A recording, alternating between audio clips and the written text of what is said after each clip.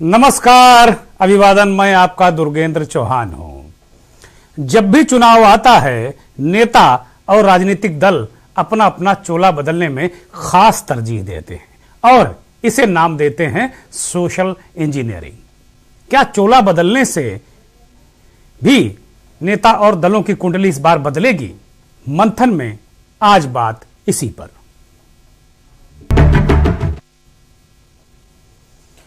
खबर आ रही है कि उत्तर प्रदेश के मुख्यमंत्री योगी आदित्यनाथ मथुरा के बजाय अयोध्यापुरी से, अयोध्या धाम से विधानसभा चुनाव लड़ेंगे। हालांकि इसकी भारतीय जनता पार्टी ने अभी आधिकारिक पुष्टि नहीं की है, लेकिन इस सूत्रों के हवाले से यह चर्चा है। अयोध्या आंदोलन से लेकर अब तक बीजेपी ने कट्टर हिंदुत्व का चोला ही ओढ़ा है, जो हम बात कर रहे हैं चोला बदलने की, और उसके केंद्र बिंदु में योगी आदित्यनाथ हैं। इसी तरह पूर्व मंत्री स्वामी प्रसाद मौर्य और दारा सिंह चौहान ने बीजेपी को झटका देकर चोला बदला है, पाला बदला है। 2017 में इन्हीं नेताओं ने बीएसपी को झटका देकर चोला बदला था और बीजेपी में गए थे। इस चोला बदल का फायदा भाजपा को हुआ भी 2017 में, और उसकी प्रचंड बहुमत वाली सरकार भी बनी। 14 जनवरी को इस बार मकर संक्रांति पर कुछ और बड़े नाम भाजपा को झटका दे सकते हैं। ये चोला बदल कर सकते हैं, चोला बदल सकते हैं। दूसरी तरफ भाजपा भी कांग्रेस और सपा के विधायकों, नेताओं को तोड़ रही है। बसपा के विधायक या नेताओं के लिए भाजपा में फिलहाल नो एंट्री का बोर्ड लगाया गया है। इसकी राजनीति आप समझ सकते हैं, इसका गुणागणित समझ सकते हैं। मायावती की पार्टी से फिलहाल जो भी एंट्री बीजेपी में होगी, अभी यह कहना मुश्किल है क्या कोई एंट्री होगी। कोई बड़ा नाम बसपा का बीजेपी में जाएगा, यह भी संदेह है। बड़ी अंदर की खबर आई है कि फिलहाल बीजेपी में जो ज्वाइनिंग कमेटी है उसे संकेत और संदेश दिया गया है कि बीएसपी में कोई तोड़फोड़ नहीं। इसका गुणागणित आप समझ सकते हैं। आज कांग्रेस के बेहट सहारनपुर के एमएलए नरेश सैनी और एक दो और नेता, एक पूर्व विधायक, एक मौजूदा विधायक हरिओम यादव, समाजवादी पार्टी से निष्कासित। हालांकि वो बहुत पहले निष्कासित हो गए थे, लेकिन आज फिर एक बार पार्टी ने लेटर दे दिया कि उन्हें फिर निकाल दिया गया। हालांकि उनका निष्कासन हरिओम यादव का सिरसागंज फिरोजाबाद से विधायक रहे और यादव परिवार के रिश्तेदार भी हैं वो। तो हरिओम यादव को भी भारतीय जनता पार्टी ने चोला बदल करा दिया।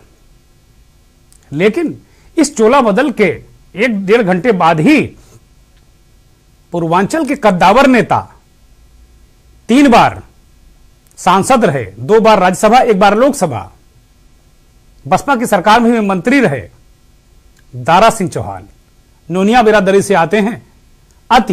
अति पिछड़ा समुदाय है ये। दारा सिंह चौहान ने इस्तीफा दे दिया। इसके बाद लखनऊ राजनीतिक हल्के में, लखनऊ में जो राजनीतिक गतिविधियां थी तेजी से बिल्कुल उफान मार गई और चारों तरफ स्वामी के इस्तीफे के बाद झटके पे झटका। बीजेपी के रणनीतिकार हतप्रभ थे, क्योंकि उन्हें पूरा भरोसा था। जो कल खबरें आ रही थी कि स्वामी और दारा सिंह दोनों से भारतीय जनता पार्टी के रणनीतिकार अमित शाह से बात हो गई, लेकिन उसके बाद दारा का इस्तीफा यह संकेत दे रहा है कि कई और बड़े विकेट 14 जनवरी यानी मकर संक्रांति को गिर सकते हैं। अब यह तो आज की कथा का या दल बदल चोला बदल रहा जिस पर आज हमारा मंथन का मुखड़ा है। बीजेपी के लिए अखिलेश यादव ने क्या कहा वो भी सुनने वाला है। उत्तर प्रदेश की जनता नेगेटिव पॉलिटिक्स से थक गई है। उत्तर प्रदेश की जनता लगातार जिस तरीके से भेदभाव की राजनीति हो रही थी, उत्तर प्रदेश की जनता ने देखा है कि किस तरीके से नफरत की राजनीति हुई है, शोषण की राजनीति हुई है, लोग अपमानित हुए हैं। आज दारा सिंह चौहान जी भी समाजवादी पार्टी के साथ खड़े हो रहे हैं और 20% जनता भारतीय जनता पार्टी से नाराज है। उत्तर प्रदेश की जनता बता दिया उन्होंने कि भाई स्वामी जी पहले, अब दारा चौहान, ये लोग खड़े हो रहे हैं। और अखिलेश यादव 80-20 वाला जो योगी जी का फार्मूला है, मुझे लगता है उसका जवाब भी दे रहे थे आज कि भाई 80% हमारे साथ हैं और 20% भाजपा से नाराज हैं। वो कह रहे हैं, योगी जी ने कहा था कि 80% लोग हमारे साथ में, 20% उनके साथ में। अखिलेश यादव ने पूरा ही साफ कर दिया।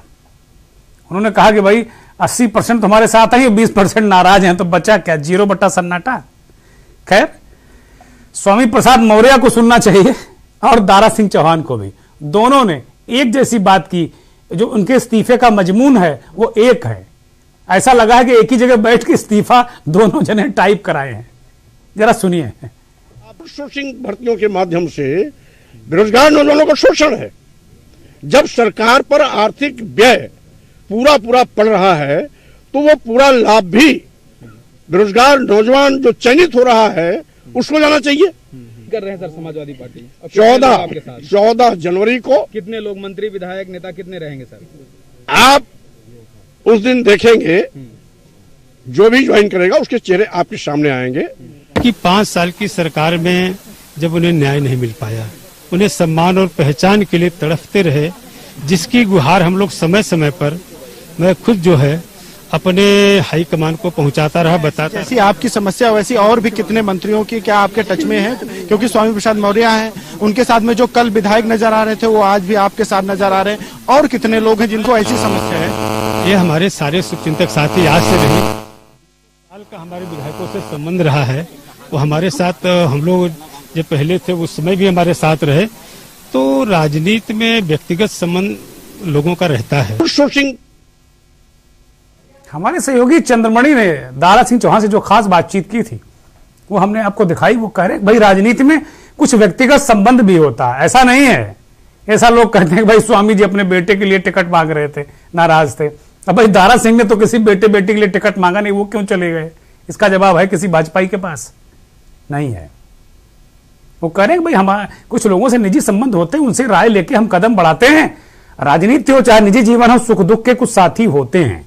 दारा सिंह बड़ा संकेत दे रहे हैं और ऐसा ही एक संकेत और संदेश मुझे लगता है कि इस बार 2022 के चुनाव में अब तक का सबसे बड़ा संकेत और संदेश उत्तर प्रदेश के पूर्व मुख्यमंत्री और समाजवादी पार्टी के मुखिया अखिलेश यादव ने दिया है। यह तस्वीर पहले देखिए।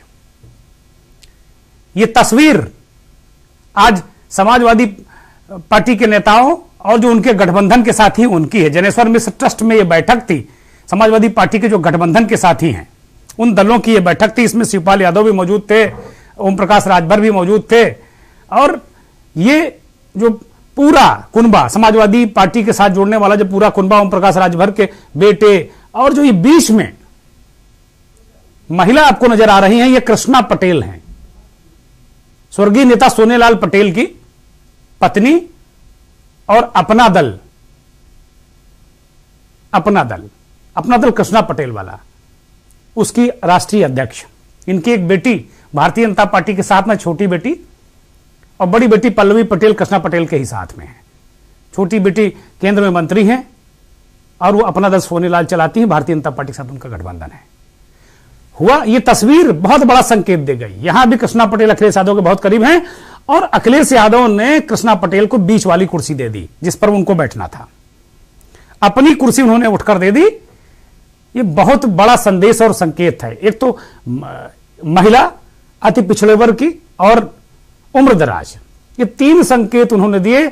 उन्होंने ये कहा कि भाई अगर हमारी सरकार अगर बनने जा रही है, अगर हमारी कैबिनेट होगी, एक तरीके से उन्होंने संकेत दिया कि हमारी कैबिनेट किस तरह की होगी अगर हमारी सरकार आती है, और समाजवादी पार्टी अपने गठबंधन के साथियों का किस तरह ख्याल और सम्मान रखती है। उन्होंने अपनी कुर्सी छोड़कर अखिलेश यादव बगल में बैठ गए और कृष्णा पटेल को अपनी कुर्सी दे दी। और यह भी कहा जाता है कि अखिलेश यादव जो निजी बातचीत है उसमें कृष्णा पटेल को, आदरणीय कृष्णा पटेल को राजमाता कहते हैं। ये बहुत बड़ी बात है। ये बहुत अच्छा संकेत और संदेश जो कमेरा समाज के लोग हैं, जो पिछड़े वर्ग के समाज के लोग हैं। स्वर्गीय सोनेलाल पटेल कमेरा समाज का एक संगठन चलाते थे, कमेरा संगठन वो चलाते थे। अभी भी उस कमेरा संगठन की मैंने कई रैलियां इस बार भी देखी हैं। और ये सब जितने भी ज्यादातर इसमें दल इकट्ठा हुए हैं, शिवपाल यादव को छोड़ दें, उनका असर पूरी तरफ उत्तर प्रदेश में है। बाकी सब का जो ज्यादातर दल है उनका फोकस पूर्वांचल है। तो आप इसमें केशवदेव मौर्य भी दिख रहे हैं, बहुत सारे ऐसे नेता दिख रहे हैं। राजेंद्र चौधरी तो खैर हमेशा साये की तरह अखिलेश यादव के साथ रहते हैं। डॉक्टर मसूद जो क्लीन सेव वाले नजर आ रहे हैं, वो भी बसपा में शिक्षा मंत्री हुआ करते थे। बहन कुमारी मायावती की सरकार में, पहली सरकार में डॉक्टर मसूद शिक्षा मंत्री हुआ करते थे। वो आज आरएलडी के अध्यक्ष हैं प्रदेश के, राष्ट्रीय लोकदल के वो भी थे। तो ये संकेत, ये संदेश बहुत बहुत कुछ कह रहा है। यानी पिछड़ों की गोलबंदी, जो सोशल इंजीनियरिंग जो 2017 में भारतीय जनता पार्टी ने, जिसे चोला बदल, जो हमारा आज का मंथन का मुखड़ा है, चोला बदल को ये राजनीतिक दल सोशल इंजीनियरिंग कहते हैं। अब आपको बता दे रहे हैं। तो सोशल इंजीनियरिंग 2007 में मायावती ने की ब्राह्मणों के साथ, 2012 में मुलायम सिंह की कोई इंजीनियरिंग चल गई और समाजवादी पार्टी सरकार में आ गई। उस इंजीनियरिंग का हम नाम नहीं बता सकते, मुलायम सिंह ही जाने उसको। लेकिन 17 में भारतीय जनता पार्टी ने फिर चोला बदल कराया बड़ी संख्या में। एक आंकड़ा दूंगा आपको, 156 विधायक भारतीय जनता पार्टी में आज ऐसे हैं 325 की संख्या में, जो दूसरे दलों से आए थे, आयातित नेता थे, उनको टिकट दिया गया, वो विधायक बने। तो ये चोला बदल अब तक का सबसे बड़ा चोला बदल भारतीय जनता पार्टी ने 17 में कराया था। लेकिन इस बार इस चोला बदल में अखिलेश यादव काफी आगे नजर आ रहे हैं, काफी आगे नजर आ रहे हैं। इसी तस्वीरों के जरिए, भाव भंगिमाओं के जरिए, बयानों और संकेतों के जरिए जो संदेश, राजनीतिक संदेश दिया जाता है, इसे और गहराई से समझने की कोशिश करेंगे। हमारे साथ दो मेहमान जुड़ गए हैं दिल्ली से। एक और इस बीच अभी ट्वीट दिखाएंगे, एक केशव मौर्य का भी ट्वीट दिखा देते हैं, वो बड़ा इस समय जरूरी है। केशव मौर्य ने जब स्वामी प्रसाद मौर्य और ये दारा सिंह, कल स्वामी प्रसाद मौर्य से भी उन्होंने अनुरोध किया था, दारा सिंह चौहान जब आज गए पार्टी सरकार को छोड़कर, एक तरीके से तय हो गया कि पार्टी भी छोड़ दिए हैं वो, तो उत्तर प्रदेश के उप मुख्यमंत्री केशव प्रसाद मौर्य ने बड़ा मार्मिक और बड़ा आत्मीय ट्वीट किया है। उसे देखिए। इस ट्वीट में वो लिखते हैं कि परिवार का कोई सदस्य भटक जाए तो दुख होता है, और जाने वाले आदरणीय महानुभावों को बस मैं यही कहूंगा, आग्रह करूंगा कि डूबती ही नाव पर सवार होने से नुकसान उनका ही होगा। बड़े भाई श्री दारा सिंह जी, आप अपने फैसले पर पुनर्विचार करें। केशव मौर्य जो बात कह रहे हैं उसमें विनम्रता तो झलक रही है, सब कुछ झलक रहा है, लेकिन वो भटका हुआ इंसान भी कह रहे हैं इसमें कि भाई अगर परिवार का कोई सदस्य भटक जाए तो दुख होता है। यानी दोनों भटके हुए इंसान हैं, चाहे स्वामी हो और चाहे दारा सिंह चौहान, उन्होंने भटके हुए इंसान कहते हैं। और इन इस्तीफों पे हमने जो आपसे कहा था ना कि ऐसा लगता है कि एक ही जगह फोटो कॉपी करा के अलग अलग नाम लिख के राज्यपाल को इस्तीफे दिए गए हैं। जरा वो तस्वीर भी दिखा दी जाए, दोनों के इस्तीफे दिखा दिए जाएं कि ये दोनों एक से इस्तीफे हैं, खाली नाम बदल गया, दारा सिंह चौहान और स्वामी प्रसाद मौर्य। मजमून एक है, मुद्दा एक है, आरोप एक है। दलित, पिछड़े, सर्वहारा, छोटे व्यापारी, इन सब का काम नहीं किया बीजेपी ने पूरे 5 साल, इनकी नहीं सुनी गई। दोनों के इस्तीफे एक ही मजमून के हैं, एक ही बात है। ये इस्तीफे संकेत और संदेश दे रहे हैं कि 14 जनवरी को इस तरीके के और कुछ इस्तीफे आपको देखने को मिल सकते हैं। बिलाल सब्जवारी जी जुड़ गए हैं, जाने माने राजनीतिक विश्लेषक हैं देश के, दिल्ली से हमारे साथ, और राजनीतिक समीक्षक राघवेंद्र सिंह राजू जी भी हमारे साथ जुड़ गए हैं। बहुत बहुत स्वागत है दोनों मेहमानों का। बिलाल साहब, आपने बहुत पहले ये बात कही थी कि पिछड़ों की गोलबंदी हो रही, शायद आपने ही एक ऐसा शब्द दिया जो अब नेता भी पिछड़ों की गोलबंदी इसे कहने लगे हैं। आज कल हमारी आपकी बातचीत हो रही थी इस स्वामी प्रसाद के पार्टी और सरकार को छोड़ने पर, आज दारा सिंह चौहान भी चले गए। इस समूचे घटनाक्रम को, जो कृष्णा पटेल को अखिलेश यादव ने अपनी कुर्सी दी, ये इस्तीफे, जरा इसको समझाइए हमारे दर्शकों को कि है क्या मसला है। दुर्गेन जी, आपका बहुत बहुत धन्यवाद। और आपने मेरे उस कथन की याद दिलाई जिसको हम पिछली डिबेट में डिस्कस कर चुके हैं कि पिछड़ों की उत्तर प्रदेश में गोलबंदी हो रही है। दरअसल इस सब चीज को यहां से समझने की कोशिश करते हैं कि कल्याण सिंह, जो पूर्व मुख्यमंत्री, दिवंगत मुख्यमंत्री भारतीय जनता पार्टी की सरकार में रहे, और जब वो भारतीय जनता पार्टी से नाराज हुए तो नाराज होने के बाद समाज में जाकर वो ये कहा करते थे कि जो जीत हमने हिंदू धर्म के नाम से अर्जित की है, ये दरअसल ये हिंदू धर्म की जीत नहीं बल्कि ये उस जातीय व्यवस्था की जीत थी जिसका ताना बाना बुना था मैंने। की बात की थी, लेकिन जो 5 साल तक सरकार में मंत्री बने और चुनाव से ठीक पहले ये कहकर ये शायद राघवेंद्र जी अपना आप जो फोन है म्यूट कर लीजिए। बिलाल जी आप कंटिन्यू करिए। तो जब कल्याण सिंह जी नाराज हुए भारतीय जनता पार्टी से तो उन्होंने ये कहा कि भारतीय जनता पार्टी की हिंदुत्व के नाम से जो जीत थी दरअसल ये धर्म की जीत नहीं थी बल्कि ये वो जातीय समीकरण था जिसका ताना बाना मैंने बुना था जी। यहां से शुरू करते हैं उस डायलॉग को दिवंगत नेता के, जो आज की राजनीतिक परिस्थितियों में मुझे दोबारा प्रासंगिक नजर आ रहा है। जी जी। दरअसल जब आप हिंदुत्व की बात करते हैं तो उसके अंदर जो जातीय समुदाय है वो अपने आप को अपेक्षित महसूस करता है जी। और आज का जो हिंदुत्व है, अगर इसके दर्शन को समझने की कोशिश करें तो उत्तर प्रदेश की राजनीति में जो टर्निंग पॉइंट हुआ जिसके माध्यम से पिछड़ों की गोलबंदी शुरू हुई, वो शिक्षा भर्ती के अंदर जो पिछड़ों की अनदेखी की गई, जिसे ओम प्रकाश राजभर ने समय समय पर लोगों को जाके जिसका परिचय दिया और इसको एक पॉलिटिकल मुद्दा बनाया, यहां से टर्निंग पॉइंट शुरू हुआ जी। और ये टर्निंग पॉइंट पॉलिटिकली बूस्टअप होता चला गया। दरअसल पिछड़ों को यह एहसास हो गया है कि हिंदुत्व के नाम पर हमारी आरक्षण की व्यवस्था है उस पर डाका डाला गया जी। लेकिन आज का जो राजनीतिक दर्शन है उसको हमें इस तरह से समझने की जरूरत है कि आज पिछड़ों की गोलबंदी जरूर हुई है, लेकिन भारतीय जनता पार्टी ने इन पिछड़ों को हिंदुत्व की चाशनी चटा दी थी। तो आज इस पिछड़े वर्ग ने अपने आप को बहुसंख्यक हिंदू समाज के रूप में एकत्रित कर लिया है जी। और वो उन्होंने ये कहना शुरू कर दिया है कि अल्पसंख्यक हिंदू समाज तुम गद्दी छोड़ो। तो दरअसल जब आपने पिछड़ों को हिंदुत्व की चाटनी चटा दी तो उसी पिछड़े वर्ग ने उसी अपने आप को हिंदू समझते हुए बहुसंख्यक हिंदुत्व का रूप धारण कर लिया है जी। जिसके चलते ये लड़ाई अगड़ा बनाम पिछड़े के साथ साथ बहुसंख्यक हिंदू बनाम अल्पसंख्यक हिंदू की हो गई है। बिल्कुल नई बात कह रहा हूं आपके चैनल पर। जी जी जी बिल्कुल नई बात। तो जब ये बहुसंख्यक हिंदू समाज इकट्ठा हो जाएगा तो इस ब्राह्मणवादी व्यवस्था के धज्जियां हो जाएंगी। जी जी जी। दरअसल जब तक ये जातिवादी व्यवस्था में बंधा हुआ था तभी एक अग्रणीय समाज इनको बांट के राजनीति करता था, लेकिन जब सभी बहुसंख्यक समाज यानी कि जो बहुसंख्यक पिछड़ा वर्ग है जब वो अपने आप को पिछड़ा वर्ग भी महसूस करता है और अपने आप को बहुसंख्यक हिंदू भी महसूस करता है, तो उसके ये समझ में आ गया कि बहुसंख्यक हिंदू हम हैं तो अल्पसंख्यक हिंदू यानी कि अगले अल्पसंख्यक हिंदुओं की राजनीति में क्या काम। बहुत महत्वपूर्ण, बहुत महत्वपूर्ण। अब इसको जबरदस्त तरीके से आपने बाइफरकेट किया है। ये वो रणनीति थी जिस पर अखिलेश यादव पंचायती राज व्यवस्था पंचायती चुनाव के समय से काम कर रहे थे।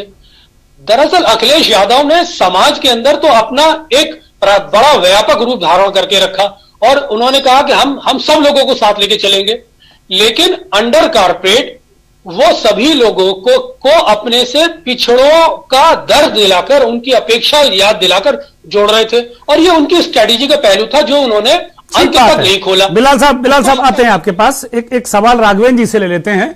राघवेंद्र जी राजनीतिक समीक्षक हैं और उत्तर प्रदेश की राजनीति को बहुत गहराई से समझते हैं। राघवेंद्र जी, जो चर्चा हो रही थी कि भाई चोला बदल है, हमारा जो आज मंथन का मुखड़ा है कि क्या चोला बदल से क्या इन दलों को क्या फायदा होगा, इन नेताओं को क्या फायदा होगा? क्या अखिलेश यादव जैसे बीजेपी 2017 में चोला बदल के सत्ता में आ गई थी, क्या अखिलेश यादव को इस नए चोला बदल से कुछ लाभ होने जा रहा है? इसे आप किस रूप में देखते हैं? क्या जरिया और नजरिया है आपका राघवेंद्र जी?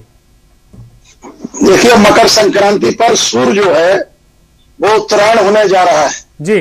और आज जो स्थिति आप देख रहे हैं कि जब ओम प्रकाश राजभर ने कल परसों में कोई बयान दिया था, उन्होंने कहा था बहुत सारे लोग हमारे साथ जुड़ने जा रहे हैं जी। उस बयान को बहुत गंभीरता से नहीं लिया गया। जी, सच बात यह है दुर्गेंद्र जी कि 1931 मंडल आयोग कमीशन के बाद जातियों में भी बहुत सारे विभेद थे जी, और उत्तर प्रदेश में ये निश्चित तौर पर है कि ओबीसी लगभग 79% जो वो मानते हैं जातियों में कि हमारा इतना आधार है। ये आधिकारिक कोई आंकड़ा नहीं है, लेकिन वो लोग अपना जोड़ के बताते हैं कि 79% करीब हम होते हैं। और जिसमें एक बहुत बड़ा यादवों के बाद अगर समूह है तो उसमें मौर्य समाज है 6%, लगभग इतना ही कुर्मी पटेल समाज है। लोध समाज अपने को 4% लगभग बताता है। गड़रिया पाल समाज भी लगभग 3% बताता है। निषाद, मल्लाह, बिंद, कश्यप ये भी 4% अपने को करीब बताते हैं। कुमार, प्रजापति, चौहान ये भी 3% अपने को बताते हैं। कहार, माही, चौरसिया 3% करीब अपने को बताते हैं जी। तो ये जो तमाम जो चीजें चल रही है, गुर्जर समाज को भी आपने देखा कि महापुरुषों के नाम पर गुर्जर समाज को इकट्ठा करने का जो काम अभी हुआ तो उसको भी 2% लोग बताते हैं। तो ये अलग अलग राजभर समाज भी अपने को 3% बताते हैं कि भाई हमारा 3% मत है। ये निश्चित तौर पर है कि पिछड़ा आयोग के अध्यक्ष थे और कैबिनेट मंत्री का दर्जा प्राप्त हुआ था भाई दारा सिंह चौहान जी को, और बसपा से जब वो आए सोशल इंजीनियरिंग का फार्मूला उनको मालूम था और जिस उद्देश्य से वो आए, मुझे लगता कुर्सी पाने और चोला का रंग बदलने का जो उनका सलीका या तरीका रहा। ये कल भी मैंने आपको एक लाइन पे लिख के भेजा था कि ये लोग दल बदल सकते हैं, ये संदेह था। जी जी, भेजा अभी था, क्या है कि भेजा था। प्रथम चरण और द्वितीय चरण में लगभग सीटें लगभग तय हो चुकी है जी, और इस बार बीजेपी ने एक बहुत बड़ा सहारा मैं समझ रहा हूं कि कहीं ना कहीं सर्वे टीम का लिया है। और जो नाराज है बहुत से चैनल पे अभी चल रहा कितने विधायकों का टिकट कटेगा, वो दिन सोशल मीडिया पे भी बहुत सारी चीजें आई थी कि भाई इतने विधायकों का टिकट कट रहा, ये कट रहा, ये कट रहा। ये निश्चित तौर पर है कि इन सब चीजों को लेकर के भी तमाम लोगों में असमंजस की स्थिति पैदा होने लगी। भारतीय जनता पार्टी का कोई आधिकारिक बयान इन सब चीजों पे आया नहीं। राजनीति में जो खेला है हमेशा खेला चुनाव के एंड टाइम पे जब आचार संहिता लग गई तो उसको बिगाड़ने का खेल अब शुरू हो गया है। सभी दल मानते हैं कि हम अपने, स्वामी प्रसाद मौर्य मानते हैं कि भाई हम अपने समाज के किंग मेकर हैं। दारा सिंह चौहान मानते हैं कि हमारा भी एक वर्ग है, 3% ही सही लेकिन हम उसके किंग मेकर हैं। तो ये अलग अलग जो किंग मेकर है। और अभी आपने अपना दल की बात की, आज अपना दल में भी 5 दल है, अलग अलग अपना दल के 5 दल बन गए, जिसमें एक दल भारतीय जनता पार्टी के साथ है और जिनका आपने अभी नाम लिया माता कृष्णा पटेल जी का, वो दल समाजवादी पार्टी के साथ जुड़ गया और उनके साथ में उनकी बड़ी बेटी पल्लवी पटेल जी भी जो अभी तक पूरे यात्रा निकाल करके वो भी समाजवादी पार्टी में पहले से ही प्रयासरत थी। इससे पहले वो जयंत चौधरी के साथ पिछली बार भी उन्होंने कई दौर की मीटिंग की थी दिल्ली में, लेकिन वो सफल नहीं हो पाई थी। राघवेंद्र जी, इनकी गोलबंदी से जो हमारा मूल प्रश्न था, हम इन विषयों की चर्चा आगे भी करते रहेंगे। और जाहिर सी बात है कि मूल प्रश्न है कि इस चोला बदल से क्या अखिलेश यादव जो मौजूदा स्थिति में जो कैंपेन है बीजेपी और समाजवादी पार्टी के बीच, क्योंकि दो ही दलों के बीच जो कैंपेन की लड़ाई या जो मारकाट हो रही है, आपस में खींचतान हो रही लोगों को इधर उधर ले जाने लाने की, तो उसको उसमें अखिलेश यादव को कहां आप पाते हैं? बीजेपी से आगे पाते हैं, पीछे पाते हैं? क्या उनको राजनीतिक फायदा होने जा रहा है? देखिए दुर्गेंद्र जी, अखिलेश यादव जी पर एक यादव समीकरण का बहुत बड़ा ठप्पा लगा हुआ है जी। अगर वो उससे ऊपर करके, जैसे अभी जैसे दारा सिंह चौहान अपनी लिस्ट देंगे, स्वामी प्रसाद मौर्य अपने लोगों के समाज की लिस्ट देंगे, अलग अलग समाज और तबके के लोग जो उनसे जुड़ रहे हैं, इतनी सीटें वो दे पाएंगे? फिर उसके साथ उनके भाई भी अब नाराज थे, ठीक है, चाचा जो है वापस आ गए, तो ये तमाम उनके सामने चुनौतियां भी हैं। और भारतीय जनता पार्टी पूरी तरीके से अभी तक लोग चर्चा ये भी आज सुबह से हो रही थी कि लगभग 365 नाम लगभग भारतीय जनता पार्टी ने तय कर दिए। ऐसी चर्चा चल रही है, बहुत कस के रूमर है इस चीज की। तो ये तमाम जो चीजें चल रही है और डैमेज कंट्रोल करने के लिए अभी ये सब चल रहा है उथल पुथल। आपने कल कहा था कि आशीष पटेल जी का भी एक बयान आया और उसके बाद निषाद पार्टी के डॉक्टर संजय निषाद जी भी अपना बयान ऊपर नीचे करते रहते हैं। पावर ठीक है राघवेंद्र जी, आपको रोकेंगे, बिलाल साहब के पास चलेंगे। बिलाल जी, राघवेंद्र जी कह रहे हैं कि अखिलेश यादव के लिए जो लोगों को तो उन्होंने इकट्ठा कर लिया, लेकिन ये बड़ी चुनौती होगी उनका समायोजन करना। लेकिन हमारे सामने एक उदाहरण है, भारतीय जनता पार्टी प्रचंड बहुमत में आई और उधार के नेता लेकर उत्तर प्रदेश में भारतीय जनता पार्टी ने 2017 में बड़े पैमाने पर उधार के नेता लिए और अभी तक कांग्रेस के नए नए ब्राह्मण नेता जितिन प्रसाद आ गए हैं, कैबिनेट मंत्री बन गए, एमएलसी बन गए, तो अभी तक उधार लेने का काम चल रहा है। जब बीजेपी ने एडजस्ट कर लिया तो अखिलेश यादव को क्या मुश्किल आने वाली है? बिलाल साहब देखिए दुर्गेंद्र जी, बड़ा महत्वपूर्ण सवाल है आपका जी। देखिए राजनीति जो ओवरऑल फ्लोट होती है वो परसेप्शन पे होती है, अवधारणा पर होती है जी। फिलहाल जो पॉलिटिकल एक्सचेंज है उत्तर प्रदेश के अंदर, उसमें समाजवादी पार्टी का जो शेयर है उसका भाव ज्यादा है जी जी और भारतीय जनता पार्टी का शेयर पिट गया। तो ये एक अवधारणा की लड़ाई है जिसकी वजह से भारतीय जनता पार्टी बैकफुट पे नजर आती है। लेकिन इसके कई डायनेमिक्स हैं। अभी इस अवधारणा की लड़ाई में अगर पिछड़ों की गोलबंदी होने के साथ साथ अगर टिकट डिस्ट्रीब्यूशन सही कर ले जाते हैं अखिलेश यादव तो यकीनन जीत सुनिश्चित है। लेकिन उसके आगे बहुत सारी चुनौतियां हैं जो समय पर हम डिस्कस करते हैं। लेकिन अभी ये लड़ाई का आधा पड़ाव है। हमें यह नहीं भूलना चाहिए कि मायावती इस सिचुएशन के अंदर जो अपने आप को आइसोलेट महसूस कर रही है, पूरे राजनीतिक परिदृश्य में मायावती अपने आप को आइसोलेट महसूस कर रही है। और ये राजनीति का इतिहास बताता है कि जब जब मायावती आइसोलेट महसूस करती है वो नेगेटिव पॉलिटिकली रिएक्ट करती है। तो मायावती का नेगेटिव पॉलिटिकल रिएक्ट करने का मेरा अर्थ कहने का यह है कि हो सकता है वो अंतिम समय में अखिलेश यादव समाजवादी पार्टी को रोकने के लिए अपना vote bank Bharatiya Janata party में ट्रांसफर करा दें। इसीलिए मैं इसको अभी आधी लड़ाई मानता हूं। इस स्ट्रैटेजी से समाजवादी पार्टी कैसे लड़ पाएगी, इस स्ट्रैटेजी से समाजवादी पार्टी अपने आप को कैसे बचा पाएगी, ये बहुत महत्वपूर्ण सवाल है उत्तर प्रदेश की राजनीति में। हाँ, अगर मायावती की जो नेगेटिव रिएक्शन है उसके माध्यम से मायावती का अस्तित्व भी दांव पे लग जाएगा। अगर ये बात परसेप्शन में डेवलप होती है कि मायावती जब नेगेटिव रिएक्ट करेंगी तो वो कहीं ना कहीं भारतीय जनता पार्टी के पाले में या उनको वोट ट्रांसफर करती हुई नजर आएंगी, उससे मायावती की बहुजन समाज पार्टी का भी अस्तित्व दांव पे लग सकता है। तो अभी ये लड़ाई अधूरी है। समाज में जो परसेप्शन की लड़ाई है उसे समाजवादी पार्टी जीतती हुई नजर आ रही है, लेकिन व्यवहारिक लड़ाई ग्राउंड पर लड़ी जानी बाकी है। बहुत शुक्रिया आप दोनों मेहमानों का, बहुत शुक्रिया। बिलाल साहब आपका भी बहुत शुक्रिया और राघवेंद्र जी आपका भी बहुत शुक्रिया। बड़ी महत्वपूर्ण बात बिलाल सब्जवारी और राघवेंद्र सिंह राजू ने बताई कि वास्तव में राजू जी ने यह कहा कि भाई अखिलेश यादव के सामने अपने लोगों का समायोजन करना बड़ी चुनौती होगी, कि भाई उनके लोग भी डंडा झंडा एजेंडा लेकर लगे हुए हैं, जो पहले से समाजवादी पार्टी लड़ रहे हैं, टक्कर दे रहे हैं, वो कहां जाएंगे, ये बड़ा सवाल है। बिलाल साहब कह रहे हैं कि यह चुनाव परसेप्शन का मसला है और अभी का जो परसेप्शन है वो अखिलेश यादव के पक्ष में है, लेकिन मायावती के पत्ते अभी बड़े गोपनीय हैं। हमने एक खबर आपको बताई कि बीजेपी में अभी बसपा के, बीएसपी के बड़े नेताओं की नो एंट्री है, ये ऊपर से मसला है। तो मायावती का कुछ मैनेजमेंट अंदर अंदर चल रहा है, जो चुनावी मैनेज उनके अस्तित्व का सवाल है। एक खबर और हमारे सहयोगी बता रहे हैं कि अनुप्रिया पटेल अपना दल की राष्ट्रीय अध्यक्ष, अपना दल सोनेलाल की, जैसा राघवेंद्र जी ने बताया कि 5 अपना दल हो गए, ये अपना दल भाजपा के साथ में, अनुप्रिया केंद्र में मंत्री हैं, वो अभी अभी भारतीय जनता पार्टी के सबसे बड़े रणनीतिकार भारत के गृह मंत्री अमित शाह से मिलने पहुंची हैं। यह भी एक बड़ी खबर है। और साथ में उत्तर प्रदेश के चुनाव प्रभारी धर्मेंद्र प्रधान भी मौजूद हैं। इसका मतलब है कि मौके का फायदा अनुप्रिया भी उठाना चाहती हैं। स्वामी और दारा के जाने के बाद प्रेशर तो है बीजेपी में, अब अनुप्रिया भी अगर कहीं साथ छोड़ गई तो मुश्किल होगा।